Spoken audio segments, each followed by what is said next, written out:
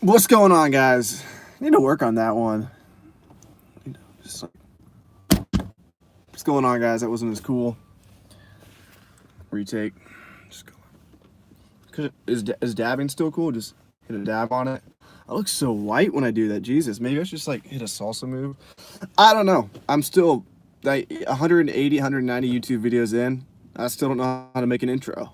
Still working on my outros too. Anyway, I want to update you guys on a couple things. First of all, it's hot as shit in this car. Pull the windows down. Get some air in here. What up, Mark? I'm going to answer some questions at the end, but I want to bang this video out real quick. So, I want to get back to making videos, just blogging, vlogging, documenting my journey, letting you guys know what's going on with my business, what's going on with my journey. You guys know I used to live in my vehicle. I, took out the car seats, lived in there, traveled the country. I had wanderlust. I wanted to see the whole fucking country. I went out, I did that. Now I'm having a real business, and it gets less and less sexy as I make content for you guys. It's like, I'm gonna update you guys on the stuff that's not that sexy right now, and you guys, you tell me what you actually think about all this content. Like, give me your honest opinion, because this is the way my content's gonna be going, because I can only document what's happening in my life from day to day. And it was really cool. Like my travel content, I'm about to go to Mexico. That's gonna be cool, right? I'll be able to travel around Mexico, show you guys different areas, narrate the videos. I have a really nice camera. I can make that nice, but when it comes to my business, let me know what you think about this content. You guys can see by the title, spreadsheets, hiring employees, moving out of my storage unit, little things like that. I'm considering getting a warehouse, but I've been putting that off as long as possible because I like the freedom of traveling the world. That's a big part. It's just a big part of my life. That's probably on the rung of my value system, like underneath family. Traveling 100%. Why the fuck do you think my name's Romer the Roamer? I want to travel the whole world. And if I have, in my mind, if I have a warehouse, I have to be centralized somewhere and I'm not able to move. I talked to one of my mentors this morning, David Chung. I shot a video with him a while back. And he was like, Avery, like once you get the system going at the warehouse, you can move and you can go around, wherever you want. But I've been leveraging stay-at-home moms spaces to build my business. I've been leveraging stay-at-home moms and pre-sorted books. So pre-scanned books coming to their doorstep. That's been my business model. Right now, I have 3 storage units. Out of those 3 units, we have 20 pallets in there, all media, all a consignment based. I got them all for free. I paid half shipping, and the owner of the media gets 30% of profits. I get 70%. I process it. I pay for the storage for it. I pay for it to be listed. I do all that. And then we list it and we split profits 70-30. So right now, I have a pretty good system. I have tables set up. I have I finally established a relationship with someone who has a forklift, so we're able to actually move pallets rather than being like 5th graders and just boxing up all the books and CDs. I don't know if 5th graders box up CDs or not, but I just feel like it was so unprofessional.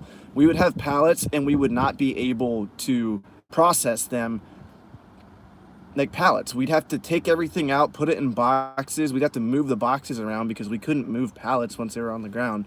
So we're starting to process that stuff more efficiently. We have a forklift, or a guy that has a forklift. So I'm going to close out those 2 units. I'm going to close out the bottom unit. I'm going to leave open. I'm moving to Miami. I'm leaving that bottom unit open, and we're going to maintain this cherry picking model here in Nashville. We have a bookstore.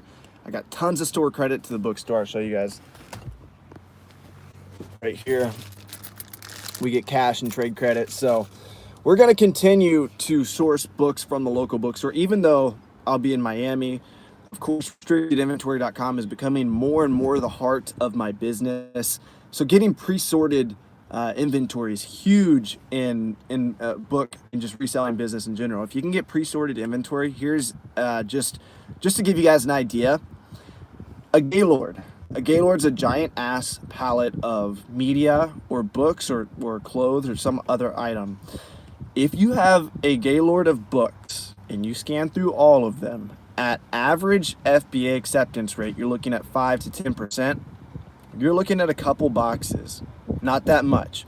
So if you guys can think of ways and implement ways to get pre-sorted inventory sent to your workspace, sent to your lister's house, sent to your warehouse, whatever you have, that is going to exponentially, it's going to give you so much more leverage, because now you no longer have to sift through all that stuff. One box of textbooks is equivalent to a regular Gaylord of regular books. One box of textbooks, profit-wise. One box of textbooks, look at the profit, ASP $30. One box of $30 textbooks is the same as going through a whole Gaylord at a 5% acceptance rate with regular books. So think of ways where you can get pre-sorted inventory from schools, from students. You guys want to go after the high dollar books, textbooks. That's where my business model's going. I break down a lot of this stuff in my course, the Book Business Blueprint. Me and Raken, we shot videos for a week up in Connecticut. And I give away a lot of techniques I use to get books pre-sorted sent to me. So my business is going that way. I'm going to Miami, but I only plan on ramping my business up. So I'm going to leave the unit here open. We're going to continue to cherry pick Nashville. And then what I've been spending my days doing is I go into Starbucks, I sit down, and I've been just working on banging out spreadsheets. Right now I'm working on building this spreadsheet that breaks down exactly where every piece of my inventory is at all times. It allows us to capitalize on spelling errors. A lot of my team was misspelling names. So we consolidate all SKUs into one source.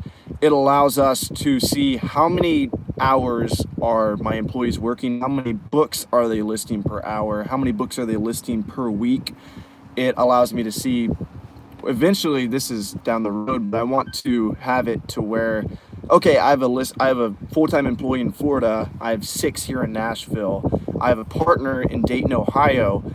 Does it make the most sense for someone from New England to ship it all the way to Florida if they could just ship it to Dayton, Ohio? So work into our software wherever the incoming mail is coming from, my different sources, whether it's restrictedinventory.com, whether it's libraries, whether it's students. Is it going to be cheaper to ship it where? So we're working on building out all this, and it takes up a lot of my time. I sit down for 4 hours, I drink coffee, and I go at it. I literally feel like I'm learning how to program when I do this, because we're getting crazy formulas now in these spreadsheets. I'm not even the one building them. I sit down and I verbalize. I make videos just like I'm doing now. I probably make 20 YouTube videos every 2 days for my team, for my virtual assistants. And I pay my virtual assistant $4 an hour. And he's a badass. I got 3 of them. One virtual assistant for small task, I pay him $2 an hour.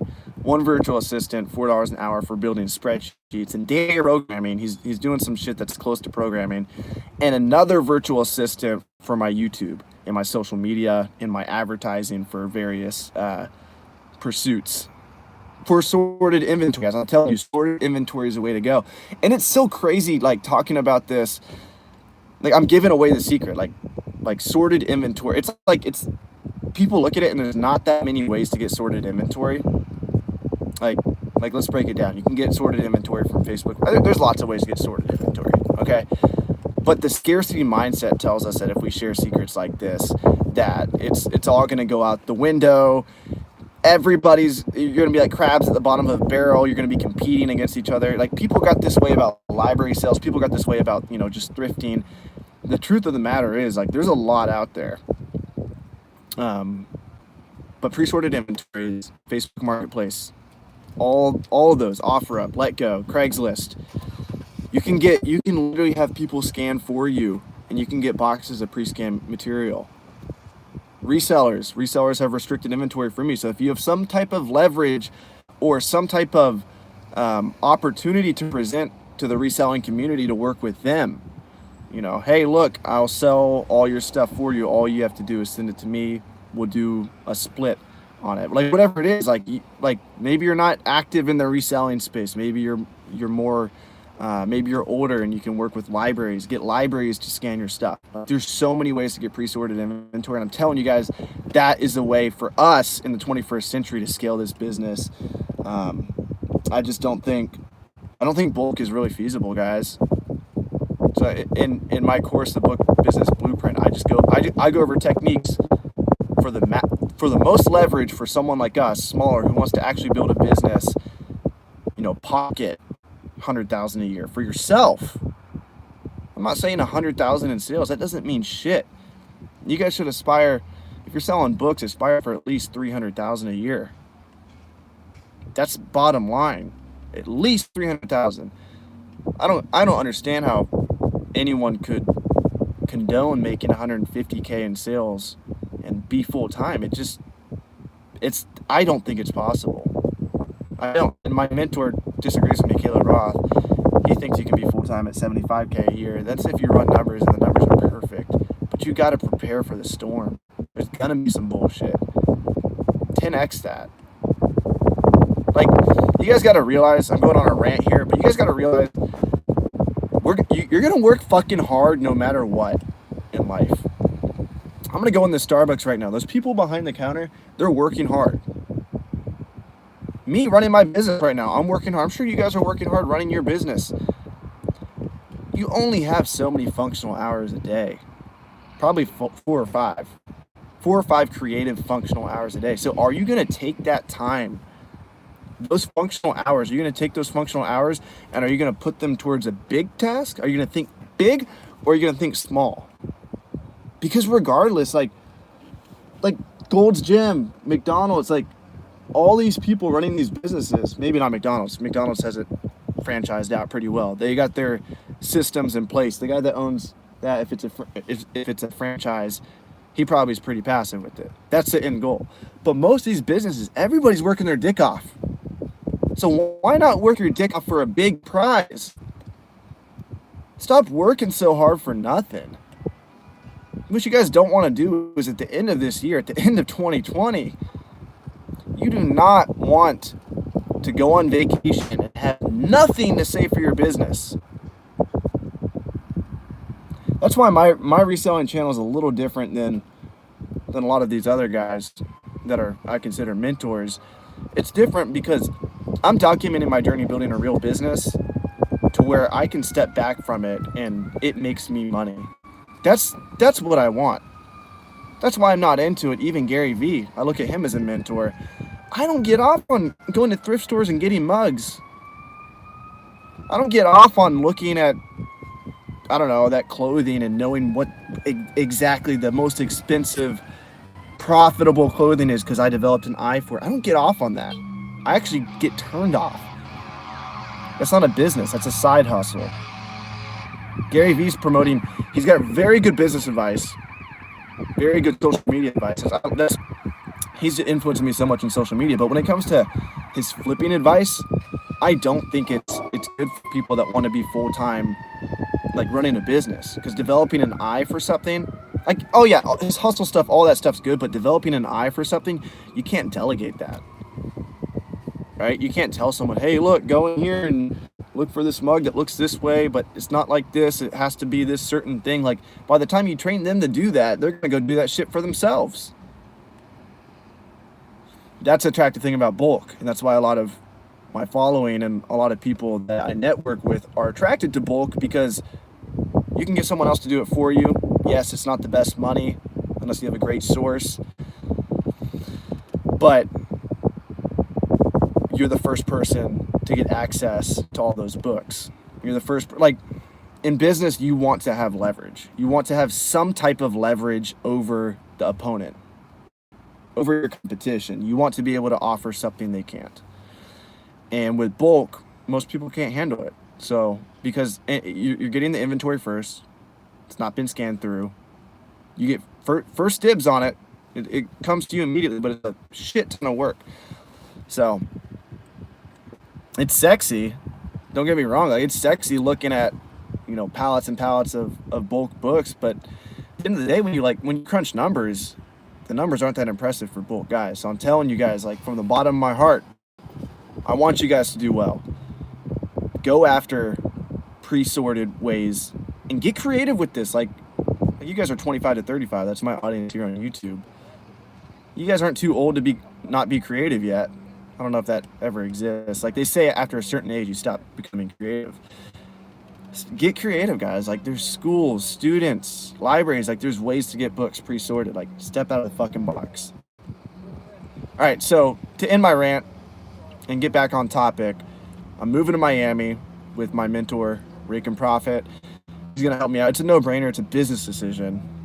It's a lifestyle decision, but it's also a business decision. It's like, no shit, I need to move to Miami. The moment he called me up and asked me, I was like, yes, I'm gonna come to Miami with you. I'm dropping a whole video on that later today on why I'm moving to Miami, but his YouTube channel is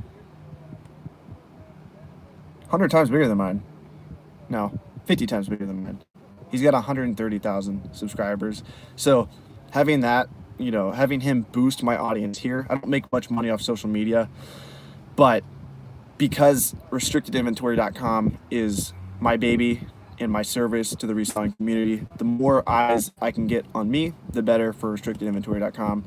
And just the more eyes on me, the better anyway, because the more I grow my audience, the more value I can provide, the more reputation the better reputation I can build. And over time, this is going to scale. That's a whole Gary Vee approach. Keep posting every single day, develop a reputation, show your journey, show your progress, show your growth, and like it's exponential. Good things are going to happen. That it's a compound effect. I have 3,000 subscribers on YouTube right now, but the effort that I'm putting in for these videos today are going to be no different than the effort I put in 10 years down the road, and my audience is going to be much, much bigger then. Another reason I'm moving to Miami is the dance scene. You guys know I've been dancing a lot lately, especially if you follow me on Instagram. So I'll be able to go out, dance my ass off, get better at dancing. That's actually one of my goals, to become a world-renowned dancer, at least to be known in the dance community across the world. And I don't think it's gonna be too hard for me because I post like a motherfucker on social media. So I'm just gonna post content. And even if I'm not the best dancer, I will be known just because I post so damn much. But I do want to be on the level to where I am one of the best. So I set a 5-year goal on that. I'm pretty religious with my dancing. I go out every night. And then, yeah, so those are two main reasons why I'm moving to Miami. What else do I got here? Spreadsheets, employees. Yeah, I got 2 people I just hired, Wesley and Dre. They're my past employees. They're also eBay flippers. They're in the storage unit right now processing all that media. I do want, and the thing is, and again, tell me if you guys like content like this. Like, in my opinion, it's very boring to talk about. Like, I just got a bunch of W-9s from all of my consignees, and I got W-9s, and I'm going to file 1099s to all my employees. And this year, my goal is to get my employees on payroll. Where am I going at with this, guys? I'm trying to go back and center myself and actually give you an authentic look at my business and my business goals. It's weird going live because I've been making lots of videos with my camera lately. I kind of like this. I'm going to answer some questions at the end. When it comes to the employees, I have 8 listers.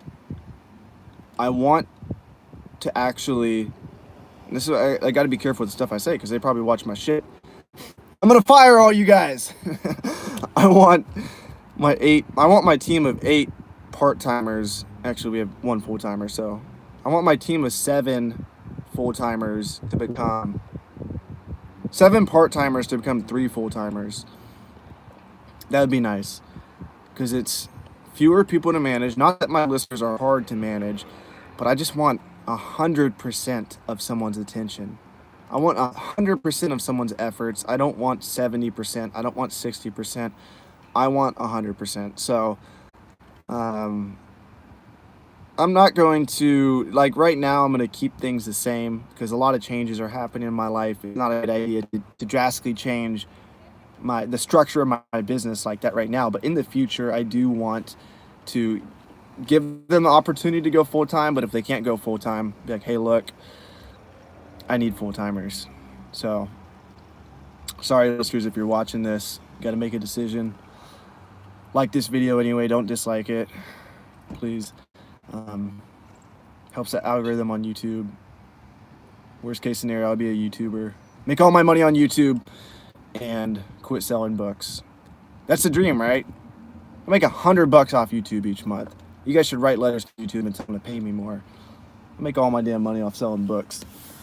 Teach you guys to do it too. For free! Give you guys all this content. I have 180 videos for free, plus a lot of videos of me just messing around in my car. But, yeah, I'm about to go in, drink a coffee. That was more of like a type video. Hope you guys enjoyed it. But yeah, we're really cracking down on things in my business. I'm really organizing things, and you guys can see my car's messy right now. Kind of embarrassed, but my room, my apartment room is clean as fuck. If you guys have been following me on Instagram, you know that's my goal for the next 152 days is to keep my room, my space super clean. All right, I'm about to go into the Starbucks, but before I go in, I'm gonna answer all these questions. Appreciate you guys tuning in for that video. Leo the Bookman says, what's up? It's real. You more recent videos. What's a minimum rank for CDs and DVDs? I don't know. I have triggers. Message me privately on Instagram. Say, hey, Romer. Or if you're on Facebook, say, what are your triggers? And I'll send you my triggers. I'll break them down for you. Steve says, what's up, bro? Love your content and that you are transparent. Have fun in Miami. New challenges are awesome. Hell yeah. Bluegrass picker. Appreciate that. Spam phone call. Make sure you write down what you are doing and manage your listers so you can outsource this too. You can get a semi-retired manager possible. Yeah, all my listers, they have a standard operating procedure. They have a manual. And I include this in my course. This is something I work super hard on. All I have to do is give my manual to someone, and they're able to list books on Amazon. So when I train new people, I hand in the manual, and I have another team member kind of hold their hand and walk them through it. But yeah, that part of the business, that part's good. Now I just need to figure out how to get more books. I'm actually dealing with too many books right now. It's a balance, but you never have too many books. That's a rule as a bookseller. You never have too many books, especially if they're pre-sorted. If you have pre-sorted inventory, you never have too many books. Find a way to process them. Worst case scenario, like I used to be able to list 200 books an hour by myself. I can still list 200 books an hour, probably like 180 right now. But I was paying Amazon a lot because we were doing a technique to where we had to pay for inventory placement. But anyway, my listers probably list like 20 or 30 books an hour. It's not super impressive. Hopefully they don't watch this video. But if they do watch this video, love you guys. Your most dollar productive, I would say, is getting more profitable books. Overseeing the biz, I would say, is not dollar activity. They're coming for you, Romer. Great points. Exactly the reason why I'm very selective when it comes to resellers I'm following. Yeah, you gotta be. You gotta be selective with everyone you let in your life because everybody's gonna program your brain differently. If you look at your brain as a computer program, there's all these inputs coming in. You have to be very careful who you let program your brain. Are you listening to shitty content? Are you listening to shitty music? Are you reading shitty books? Just because you read a fucking book doesn't make you smart. There's lots of shitty books out there. Use your brain when you read books. Think, is this true or is it not? Should I accept what this person's saying? When you watch my content, when you watch other resellers' content, think, does this motherfucker know what he's talking about? Think about it. Do I want to be in his shoes right now? Do I want to have his bank account? Those are the things you need to consider. Okay, in rent. Anyway, I agree, but I can delegate the other work too. But I totally agree. Treasure hunting is almost impossible to scale up. Yep. Bulk is sexy. Bulk is sexy for resellers on Instagram. That's the way. That's what I mean by bulk is sexy. I guarantee you, if I post a picture of 20 pallets, and then I post a picture, I don't know, salsa dancing is doing pretty well. I guarantee you this though. I post a picture of 20 pallets with visible books, and then I post a picture of me and a really sexy girl. With my audience on Instagram, the pallets are getting more likes, 100%. That's why it's sexier in that sense. It's also, I think you can front with bulk books. You can make it look like you're doing really well just because you have a factory, you have lots of pallets, you have all this shit. But at the end of the day, it's like, how much are you actually making? I don't know. I'm kind of biased. My mentor is Caleb Roth, and he's a very pre-sorted book guy. He's a smart guy too, so I trust him. But this is more from firsthand experience. I don't want to put any names out there, but I've seen bulk guys. I've never seen a bulk guy that I want to be. Let me just put it that way. And maybe that's because on the top of my rung is traveling, and I think bulk would lock me down. Hey Romer, hey, what's up Romer, says Richie Hustles. Did I read that you were closing the storage unit? Closing 2 storage units. One is going to remain open for a cherry picking model here. And maybe a book model for the consignment deal I've worked out with my buddy. But if I can get pre-sorted material and not have to scan through it, I'm going to opt for that. Like, this is a lot of overhead for me, just paying people to scan through stuff. That's a bit, like, the private label guys are really smart. The private label guys, sorry about that. People's car alarm's going off. The private label guys figured out the most amount of leverage that they can get without having to hire a team. They figured out the most amount of leverage with the least amount of relationships, which is good and bad, but you can be a private label guy and make a lot of money just from your, apartment in your underwear. With the reselling business, it takes hustle. Reselling business has a less barrier to entry at first, going to thrift stores and libraries, and as you scale, as you use the techniques I recommend, pre-sorted books, building relationships, getting replenishable inventory, getting inventory that comes back to you time and time and time again. That's where the barrier to entry occurs. But reselling starting out, anybody can just go to the Goodwill right here, go in there, get books and flip them and sell them on Amazon. Bro, I'll see you in Florida in a year or two. Hell yeah, man. Any of y'all, if y'all are ever in Florida, make sure to slide in the DMs on Instagram. Hit me up. We're going to be doing meetups probably weekly, maybe monthly. So also to pick up women, of course. I'd say that's a symptom of salsa dancing. When you become really good at salsa dancing and active in the community, women is a symptom. That's the way I look at it. It's never the goal. This is another business lesson, and I know a lot of you guys 25 to 35, probably married, probably got kids. But for my younger guys watching this, never, ever, ever chase girls. Ever. Period. You don't learn a whole skill to get girls. You don't build a whole business to get girls. You go and you build a business because you want to build a fucking business that's legendary. You want to become good at dancing or cultivate whatever skill you're going to do. You want to do that for your damn self. You're not doing it for some female. Females are a symptom of a healthy, productive, alpha lifestyle. End rant. Lots of good rants today. Have you ever used... Smash that like button. I'm terrible at saying that, but it helps the algorithm. Have you ever used ScoutIQ Inventory Lab? If you have, what do you think of it? I used Inventory Lab. I think it was good. I didn't use it personally. One of my sources over in North Carolina, guy out there listed a bunch of textbooks. He was an Inventory Lab guy. He was listing about 1,200 books, and I was like, look, I'm not going to make you learn Excel list. just keep using Inventory Lab, list them on my account. Here's my subscription.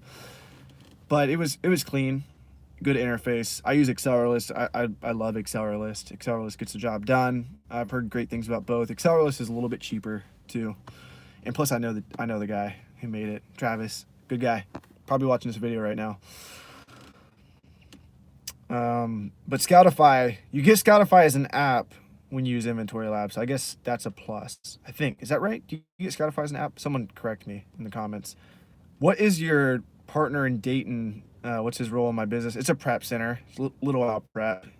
He is the emergency guy when restricted inventory is getting too much inbound mail to all my employees, including the one in Florida, the one in Nashville, all the ones in Nashville.